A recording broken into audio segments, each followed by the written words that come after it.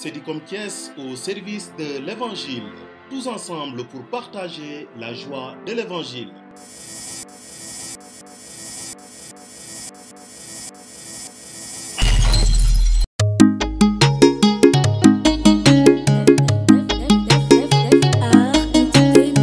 Oh yeah, yeah, yeah. Sargal Marianne, Bakalive Gustan.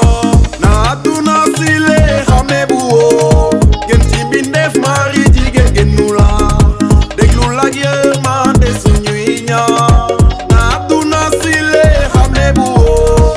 Gen ci bindef mari jigen gen nula. Deglu la yermande suñuy ñaan. Mariama wonel sa dole.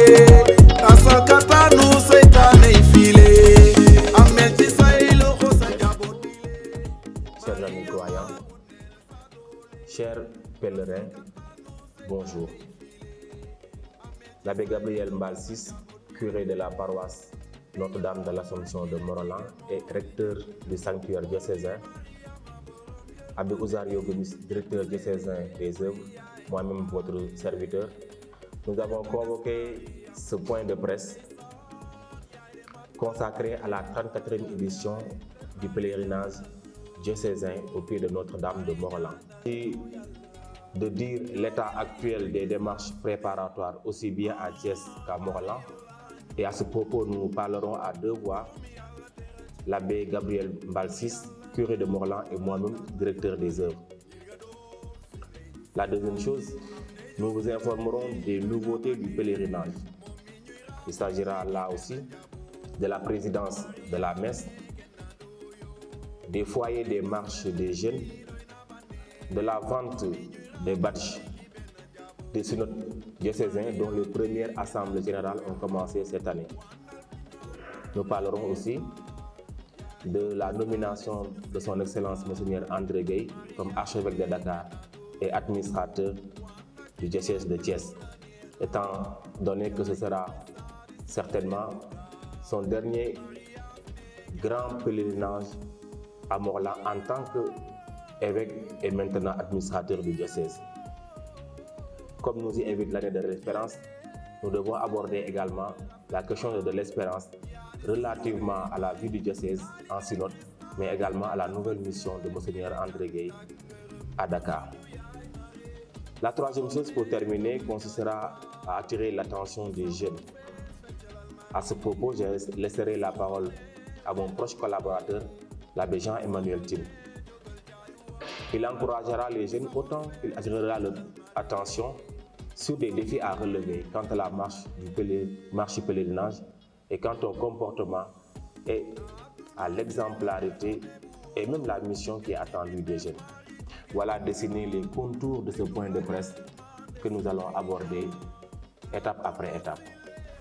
Comme chaque année, le pèlerinage du diocèse de Thiès se tient le premier dimanche du carême à Morolan. Cette année, c'est les 8 et 9 mars 2025. Nous célébrerons la 34e édition du pèlerinage diocésain autour du thème « Marche avec nos maris sur nos chemins d'espérance ». Depuis le mois de janvier, après le pèlerinage des enfants, nous avons déjà commencé à préparer ce pèlerinage à travers des courriers que nous avons envoyés à des personnes qui sont censées, comme chaque année, nous aider pour le bon déroulement de ce pèlerinage, à faire des démarches également pour la logistique, parce que le pèlerinage demande beaucoup de logistique, également à faire des rencontres au niveau de Morolan. Nous avons fait 2 rencontres. La 3e rencontre, ce sera pour jeudi prochain. Mais les 2 rencontres, nous avons passé en revue toutes les commissions qui doivent gérer les sites, les différents sites. Parce qu'il y aura le site de l'école de Thune Tangor qui va accueillir le doyenné Nord, le site de l'école Notre-Dame au bloc A qui va accueillir les doyennés Baoul et Diobas, et le site de l'école Notre-Dame au bloc B qui va accueillir les jeunes du doyenné urbain. Cette année, nous allons faire également une innovation par rapport à la cuisine. Donc, les cuisiniers vont faire les repas au niveau des sites de chaque doyenné. Également, à part ces rencontres, pour passer en revue vraiment toutes les commissions, je crois que les commissions sont en avance. La commission santé, nous avons reçu les médecins et infirmiers originaires du Mont-Roland qui viennent en appui avec les autres qui viendront de Thiès et la Croix-Rouge de Tivaouane. Au niveau de la communication, nous avons laissé la communication au niveau du diocèse de Thiès avec Cédicom et avec Fidèle qui s'occupe de la communication au niveau du diocèse, au niveau de la direction de la maison des jeunes. Nous avons tenu, en dehors de nos rencontres pour la préparation, avec les cuisinières bien sûr, pour savoir ce qu'on doit faire, nous avons tenu un CLD, une rencontre avec le sous-préfet de Pambal pour exprimer nos besoins. Parce que le pèlerinage ne peut pas se tenir sans l'assistance, sans l'aide également de certains chefs de service qui sont soit dans le département, soit dans la région de Thiès. C'est pourquoi nous avons tenu à avoir ce CLD avec le sous-préfet, avec le maire de Mont-Roland, Yves Lamine-Sis, avec le représentant des chefs de village de Mont-Roland, avec la gendarmerie, avec la Croix-Rouge, les sapeurs-pompiers. Je crois que c'est eux qui étaient là, en présence également du directeur des œuvres. À ce CLD, nous avons exprimé nos besoins par rapport à la couverture sécuritaire et au service de l'ordre. Nous avons exprimé des besoins également par rapport à l'hygiène et à la santé des pèlerins, par rapport aussi à l'eau potable qu'on doit avoir, surtout pour les marcheurs le samedi et le dimanche. Nous avons exprimé nos besoins par rapport à la fourniture en électricité, par rapport à la prise en charge, c'est-à-dire un soutien alimentaire pour venir en aide pour vraiment pour la restauration des invités des marcheurs, que nous estimons cette année environ 3000 marcheurs. Nous avons exprimé nos besoins par rapport à la logistique. Souvent, c'est le ministère de l'Intérieur qui nous prête les bâches, voilà, et les chaises aussi à la DMTA. À l'issue de ces besoins que nous avons exprimés au sous-préfet, donc il y a eu un débat.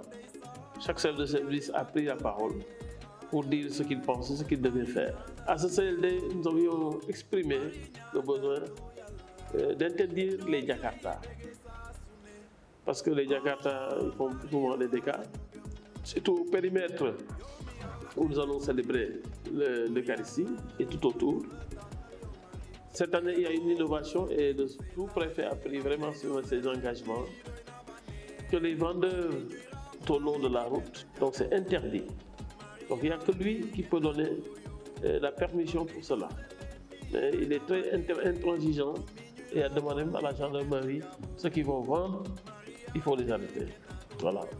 C'est pour dire à tous ceux-là qui viennent à Mont-Roland pour vendre de faire très attention.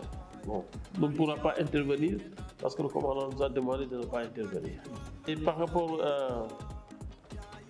à la célébration de dimanche également, comme l'abbé Ouzario l'a dit tout à l'heure, nous avons un programme bien défini. Donc, à partir de 8h jusqu'à 8h30, 9h, nous allons accueillir tous les pèlerins. De 9h à 9h30, nous aurons le chapelet médité, après suivi de la conférence que l'abbé Henri Ndiogoutine va animer lui-même. Après la conférence, on a suivi l'adoration au Saint-Sacrement avec des confessions déjà.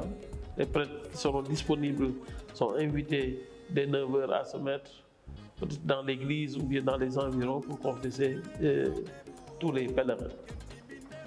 Après l'adoration, nous comptons commencer la messe à 11h. 11h jusqu'à 13h. Le suivi du repas. Donc, il y aura un repas dans les sites.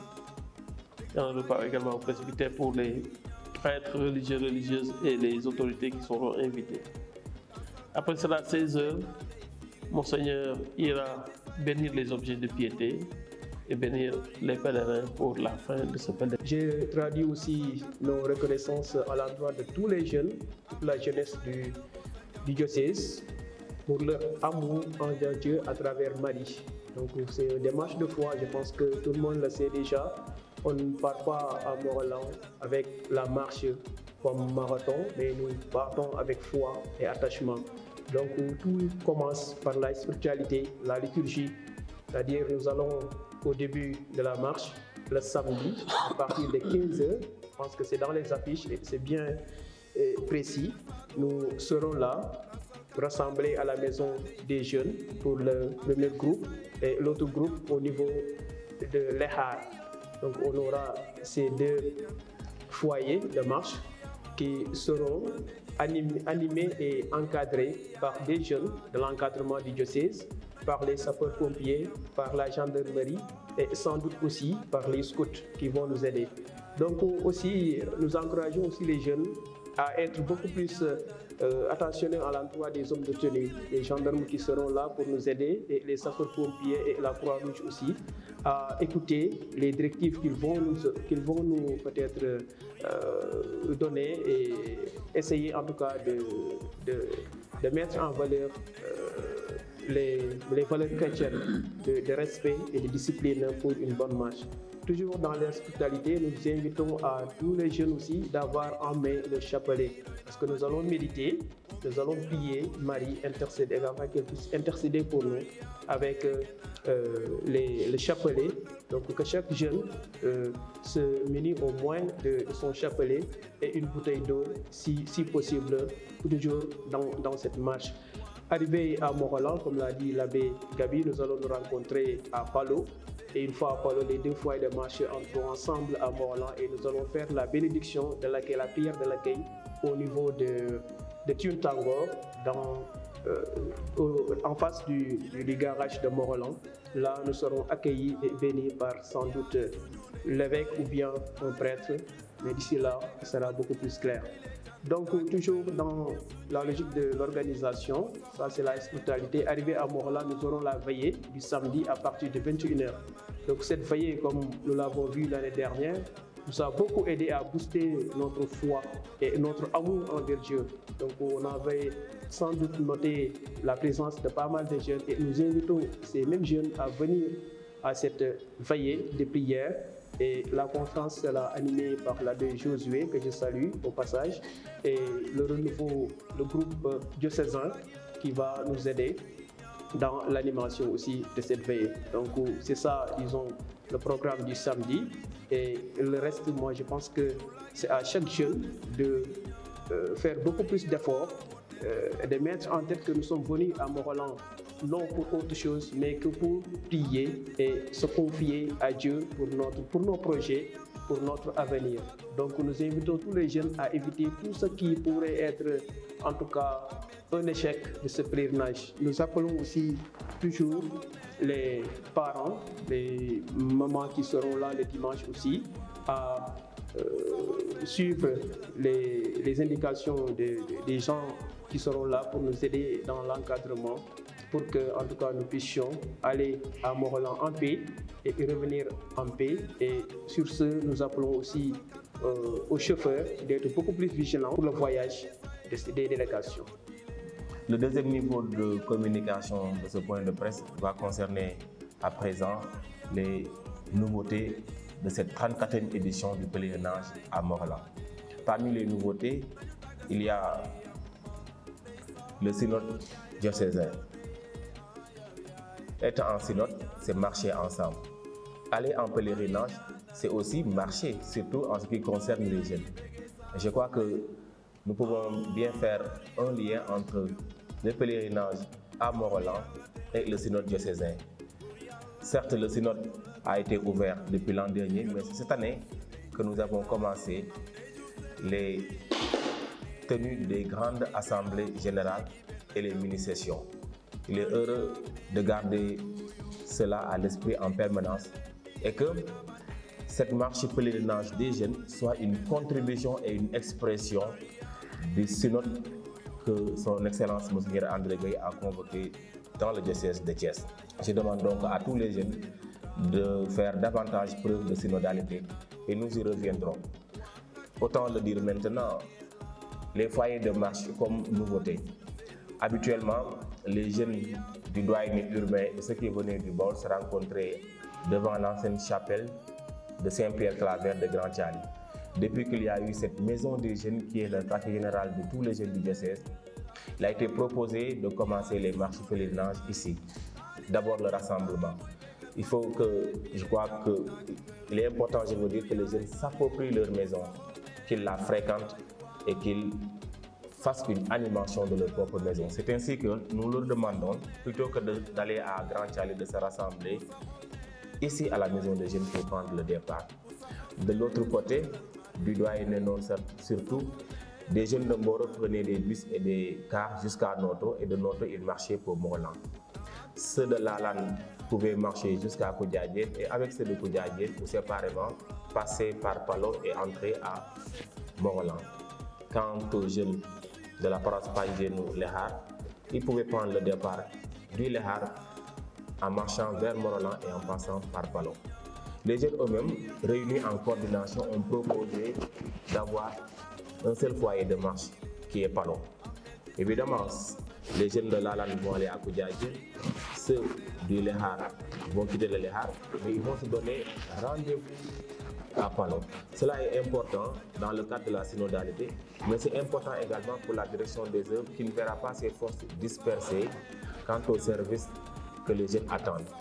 C'est-à-dire des véhicules de liaison avec une sonorisation, de l'eau à distribuer, des sapeurs-pompiers, des gendarmes qui les accompagnent. Si nous arrivons à faire 2 foyers de marche principalement et à pérenniser cela, la direction des œuvres ne pourra être que soulagée dans les services qu'il doit rendre à tous les foyers de marche en faisant justice aux uns et aux autres. Une autre nouveauté concerne la vente de badges. Après des années de réflexion, Monseigneur André Gueye, ayant recueilli l'avis des membres du conseil presbytéral et l'avis des organisateurs principaux du pèlerinage, il a décidé que désormais, à partir de cette édition 2025, les badges seront en vente. Ce qu'il faut comprendre par la vente des badges a été indiqué clairement dans la lettre circulaire adressée à tous les diocésains à partir de la direction des œuvres. Le badge a un double intérêt. Dans un premier temps, il nous permettra de continuer les travaux de restauration des lieux de culte que le gouvernement du Sénégal a entrepris depuis quelques années et dont le sanctuaire de Morolan est un. Étant donné que le gouvernement n'a pas pu continuer, nous espérons qu'il continuera d'une manière ou d'une autre. Et comme nous ne pouvons pas attendre trop longtemps non plus, l'initiative de vendre les badges sera une contribution pour la continuité des travaux de réfection du sanctuaire qui est un patrimoine diocésain. Il est important que les fidèles comprennent la chose ainsi. Le deuxième intérêt est que la vente des badges pourrait, à la fin de la restauration du sanctuaire diocésain, diminuer de manière significative les nombreuses dépenses liées à toutes les commissions dont j'ai parlé au début de ce point de presse. Il y a beaucoup de dépenses, surtout en termes de logistique, en termes de restauration, en termes de santé, de sécurité. Et je crois que nous ne pouvons pas continuer à faire appel à secours à l'intérieur du pays et surtout à l'extérieur du pays. Il est temps que les diocésains puissent se prendre en charge.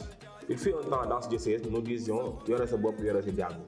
Ce slogan devrait être mis à jour au niveau de tous les paroissiens, au niveau de tous les diocésains en disant ceci, Yore se bop, yore se sanctuaire.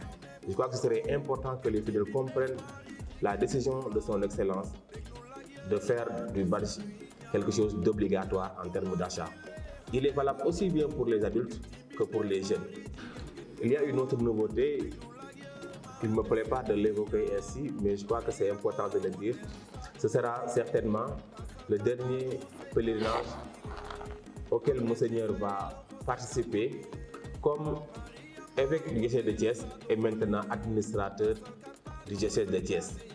S'il revient, certainement, il reviendra en tant qu'archevêque. Et je crois que c'est important que nous inscrivions cela comme nouveauté. Ce que je veux dire par là, c'est que nous en appelons vraiment à la mobilisation de tous les diocésains. Nous aurions aimé que les diocésains viennent témoigner à Monseigneur André Gueye de leur amour, de leur affection, de leur reconnaissance pour tout ce qu'il a fait pour ce pèlerinage. Nous savons que c'est quelque chose qui lui tenait à cœur et qui lui tient toujours à cœur et qui lui tiendra à cœur même s'il part en service dans un autre diocèse. Une autre nouveauté à verser dans le débat, c'est l'accueil de notre invité. L'invité de l'évêque, c'est l'invité des diocésains. J'ai nommé Monseigneur Martin Ape, évêque émérite du diocèse de Nouakchott à Mauritanie.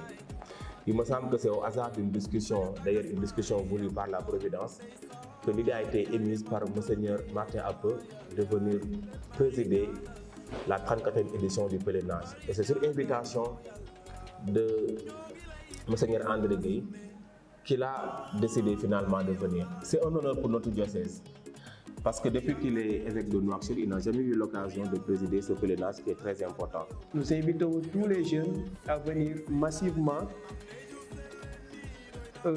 accompagnés de nos intentions particulières, bien sûr, que nous allons nous tous porter autour de notre Père évêque et qui va sans doute aussi prier pour la jeunesse, parce que nous le savons, Monseigneur André Gueye a un amour fou de la jeunesse, surtout de Thiès. Donc nous invitons tous les jeunes à se mobiliser. On appelle également